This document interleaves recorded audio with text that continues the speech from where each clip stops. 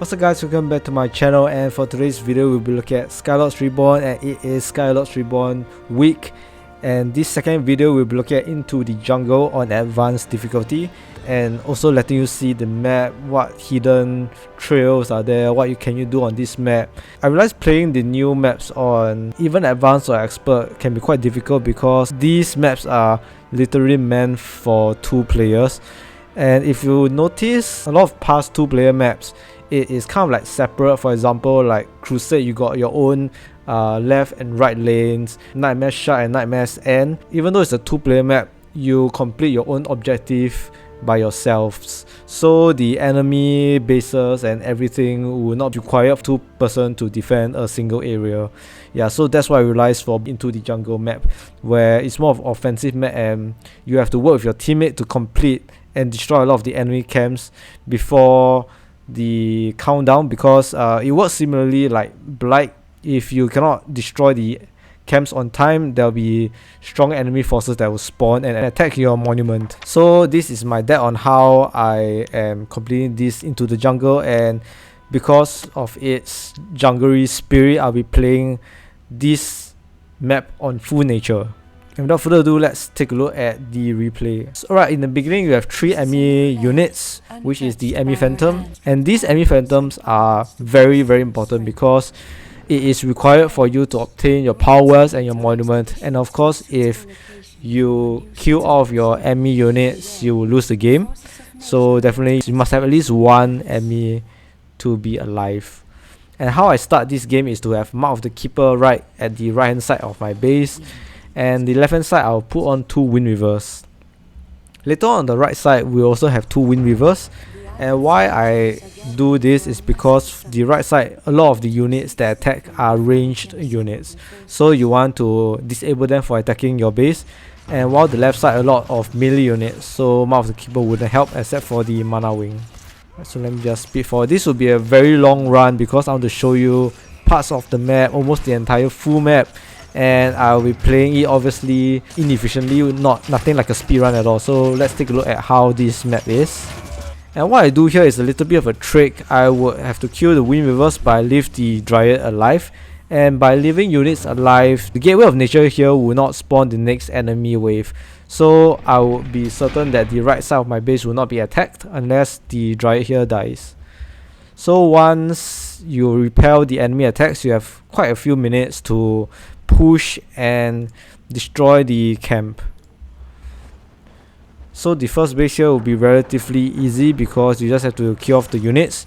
And the thing about why this map can be quite difficult is that the units here that you see, they will spawn very quickly from this Gateway of Nature. So once you kill the units, I think about maybe like 10 seconds, they will spawn back and attack you. So the main thing about this map is to quickly destroy the spawning camps. That is the most important thing. But I realized there are some units that will not be spawned, or it's not part of the spawning camp. So for example, a unit over here for the tier 3 area, this interesting card called the Bramble Thorn, when you kill off this unit, it will not spawn again. So this is a very good thing because this unit here is super strong. It attacks 74 damage per second and also roots your units. So what I do is that after I destroy this first base area, I'll go back to my base to defend, because the next enemy attack will be coming very soon. I also decided to build another Mark of the Keeper over here because if I do not kill off the mana wing for some reason, I can hopefully delay the spawning time of the next enemy wave. So at the beginning, you also want to have at least 2 enemy phantoms to aid you in destroying the camp, because after all they are units and they provide quite decent damage, especially to M-size units for the enemy phantom. Right, now we'll attempt to take down the base, and what I have would be 1 World Beast, 1 Dryad, and a group of Wind Weavers. Of course, not forgetting the enemy phantom. And what I do is to try to lure a little bit of the units, because my main aim here is to take down the Stranglehold first and make sure that I will not be in range with the Thornbark. And if I remember correctly, this special like Thornbark will not respawn if killed, but I'm not entirely sure. Yep, so I want to destroy the buildings first to make sure that my units would have lesser damage to it, because this stranglehold damages my units when they are rooted. So I want to quickly kill the Thornbark, and then afterwards, after destroying the or killing the Thornbark, I would have to quickly take down the Gateway of Nature. If not, the units will spawn. As you can see, they spawn pretty quickly, so we want to quickly like destroy it. And yeah, obviously I think it's too difficult. I have to fall back before attacking again. But at this point, I'm not sure that if I have time to take down the camp, because I will have to defend the base. So what I did was to, as usual, just have 2 Wind Weavers that is strong enough. I don't have to bring my entire army back to defend, and just make sure that I have a good army of Wind Weavers and I am ready to take down the Gateway of Nature.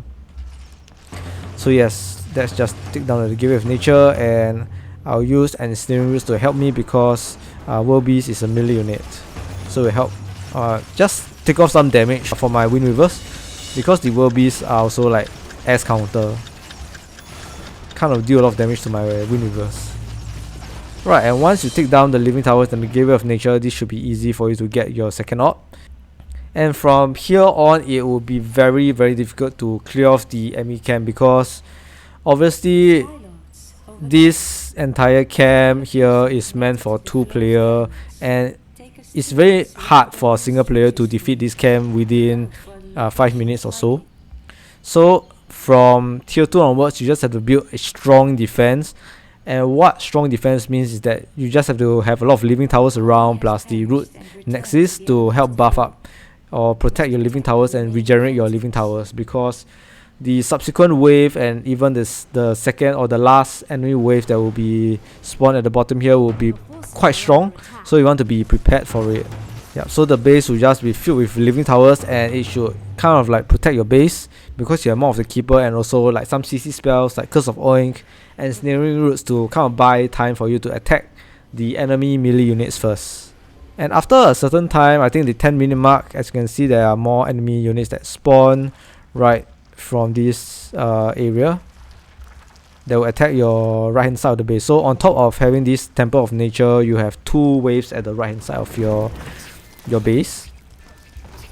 And for the left hand side, once you clear off this Temple of Nature, you will not receive any more enemy waves, apart from the failure to destroy the camp in time. Then you will receive those huge enemy waves. So let's just fast forward, where I will just build living towers. And of course, I just wanted to kill off my Wind Weavers, because I don't have any need for these like tier 1 units. And yeah, you kind of missed it, but I just cleared off this base. It's not a very difficult base to clear at all. Just a Fathom Lord, several tier 1 units, and Snaring is the Fathom Lord, and your Wind Weavers will just take care of the rest. Not an issue. I don't even have to show how I defeat this really little camp over here. What I want to show is we have 2 Abyssal Warder, a few Swamp Drakes, a few Thornbarks, Fathom Lords, quite a number of tier 3 units.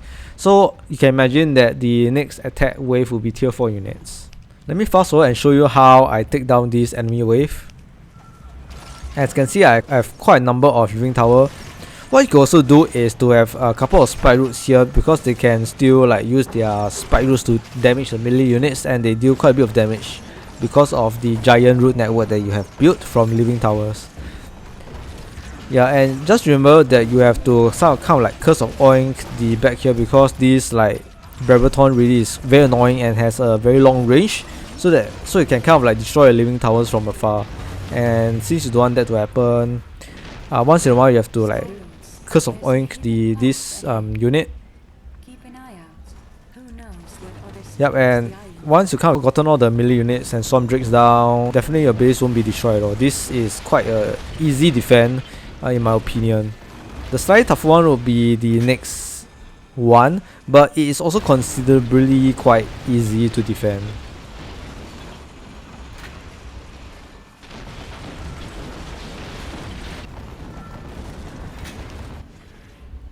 Yeah, I have to send some spike roots, because I sent some spike roots over here, because I wanted to show you the right hand side of the area.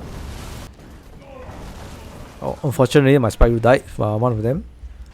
So yeah, I want to take down this Temple of Nature, so to reduce enemy waves from attacking my base. So yep, Curse of Oink, destroy healing well, and followed by that the Battleforge and Temple of Nature in that order. And because the Spike Roots cannot attack air units, I have to send my enemy Phantom and also maybe summon some Wind Reverse because this attack wave has the Parasite Swarm.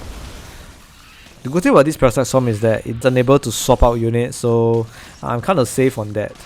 The one thing I forgot to tell you about Into the Jungle is that for this little thing that seems to have like some form of beaming light is where you send your enemy Phantom and it will reveal monuments and power wells. If you just send ordinary units, it won't work at all.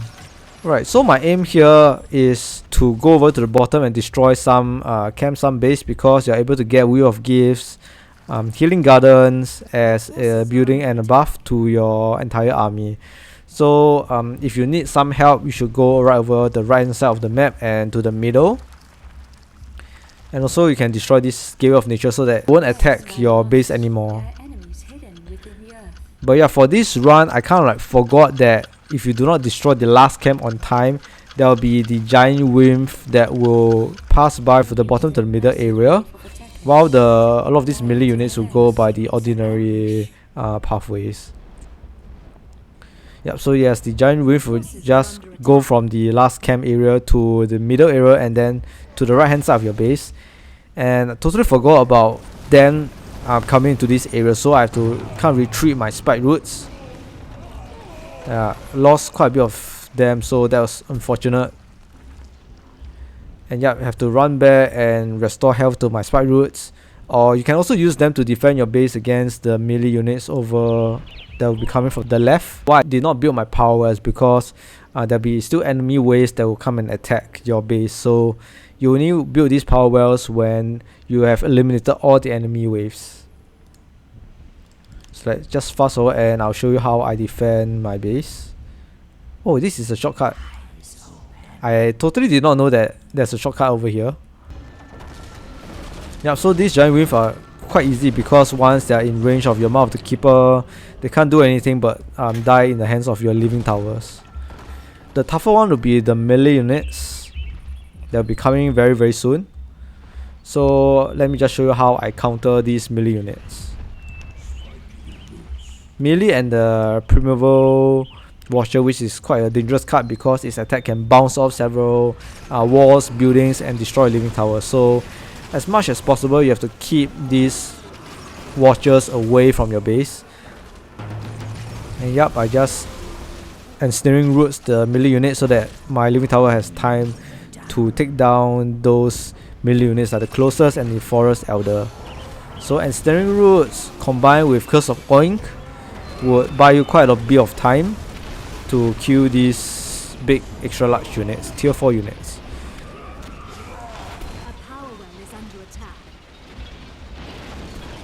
Yep. So once you take down this big camp, you have kind of a limited time for yourself for this map to complete this map. So after you complete this wave, it will be very easy to win this game. And what I will do now is to destroy this base here with my Spike Roots. As you can see, it's coming over here to just kill some units.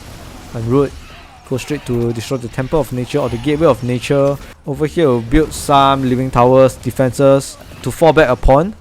Some root nixes as well to heal my Spike Roots. You can only build your towers around this area and not anywhere close. If not, you'll attract the enemy units. So you have to be careful where you build your base. But you can also don't really build the base and just build a lot of units to accompany your Spike Roots because this area here doesn't look a lot, but it can damage your units quite a bit, especially your Spike Roots because of this Battleforge. And yes, L counter.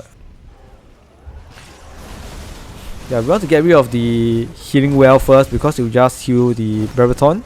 As you can see, the Battleforge's damage is insane to my Spike Roots, but of course Wind Reverse not really. L counter is disgusting to my Spike Roots, so we have to do some CC spells after we take down some units and quickly destroy this Temple of Nature. The Gateway of Nature is the smaller building, the Temple of Nature is the larger spawning building. And once you destroy, you can retreat or you can continue attacking the base.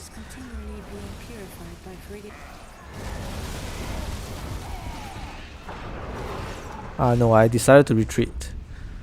Almost there, very very close. But if you have more units, probably other units can tank some damage. And then my Dryad died, so I didn't get a 25% less damage. It would have helped a lot. Alright, and this will be your third monument that we'll be getting, and we'll be playing two distinct units which has all XL counters. First one is the Swamp Drake. It's a flying unit and has the sleep ability, which is very helpful, similar to like the Curse of Oink. And we got the Fathom Lord, which has the paralysis ability to paralyze any units that you want. Yeah, so I go back, just destroy all the camps here. I also want to make sure that I destroy the area over here so that I get more like Way of Gifts buffs. And don't forget to leave some anti-air units here, because mana wings will keep spawning right at the bottom here, like this cave here. So I have a couple of Swamp Drakes, a little bit of overkill to defend, while I have another army to go over to the middle camp and get my buildings and wells. Alright, Swamp Drakes for anti-air. Spike Roots. And don't forget to not bring your Swamp Drake into this area, because the Primal Defender deals a lot of damage, and this is not your tier 1 Primal Defender. As you can see, the stats are insane, and my Swamp Drakes nearly died. The good thing about this Primal Defender is that it's just an anti-air building. Destroy this area to get more power well buildings, power wells, and of course later the left here is Healing Gardens. Very very beneficial. Yeah, Swamp Drake, after destroying the Primal Defender, they can come and clear the little energy parasite. Alright, send out my Swamp Drakes. Anti-air. And take down the Stranglehold, which can't attack air units. Alright, once done, you're ready to go on and destroy the last camp and kill the boss Terra. Fathom Lord up, Swamp Drakes will be coming up soon. And what I'll be showing here is a hidden area, which is to activate the fire altar. So once you destroy or kill this like boss magma hurler, you will unlock secret pathways. And this is just to show you how I unlock the secret pathways. And I'll be summoning some Fathom Lords. Basically just 2 of them will be enough to kill the crazy magma hurler. At the same time, I'm like also destroying this little base over here. It's not a very strong base anyway, so if you kind of like destroy or kill off the fire guardian, you can skip past this small little base and just move forward to destroy this bigger base. And what you do is to cast Sleep or Curse of Oink on the Deep Coil Worm. Just paralyze it for a moment to not deal damage to your army. From there, it was pretty easy to destroy all these like enemy bases. You got very very good tier 3 units. Right now I go by the fire pathways here. But again, if you want to go from the top here, it is also beneficial because your Swamp Drakes can attack Razor Leaf from the front and kill it quickly, because this is the unit that deals the most damage. As you will see, the Razor Leaf attack, yep, because of his root network buff, deals quite a bit of damage. So all in all, it might be better for you to attack Razor Leaf from the front. And again, if you're not noticed, it's very easy to attack this Mouth of the Keeper, because the Mouth of the Keeper anti-range spell has a smaller radius. The original card is 35 meters, but for this Mouth of the Keeper, it's slightly smaller at 25 meters.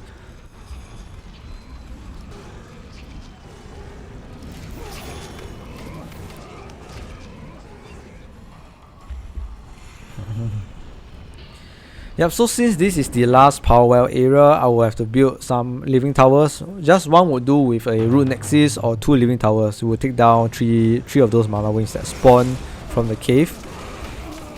Now it's on to destroy the final camp, and I will paralyze the Forest Elder and quickly kill it. Destroy this Gate of Nature. There's a lot of micromanagement to do, so yeah, make sure to destroy this Temple of Nature quickly. But if you notice, those extra large units takes a lot longer to spawn than the smaller units, so you have a little bit more time to play with. Yeah, and this is your 4th op here, and it's very easy to clear. So let me just fast forward, and all we have left now is the Terra, the boss over here, 30,000 health. The difficult thing about this is not taking down the boss, is to take down all of these living towers and root network that is surrounding Terra, because these forces of nature or howling shrines deals an insane amount of damage because it shoots like mad. The attack goes like crazy, and also it paralyzes your unit. So I highly recommend you to just destroy all of these like root networks by the side here. Just giving you a look at this base.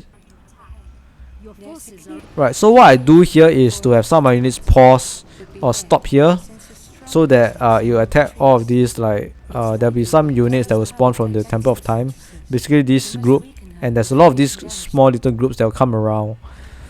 And what I do here is to have 4 of my giant wings and cast the sanctuary, the green affinity sanctuary.